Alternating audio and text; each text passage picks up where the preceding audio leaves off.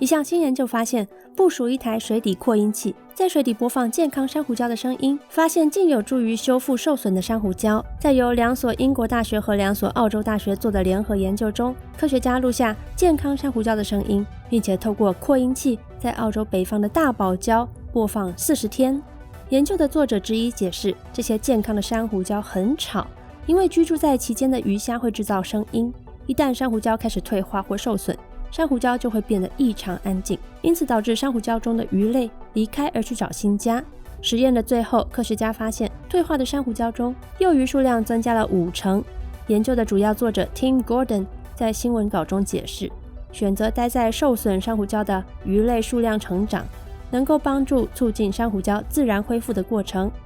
研究的共同作者 Andy Radford 是来自布里斯托尔大学，他表示，这项技术能与其他珊瑚修复技术结合，帮助加速生态系统恢复。不过 Radford 也补充，我们需要对抗其他威胁，像是气候变迁、水污染、过度捕鱼，才能一开始就更好地保护这些生态系统。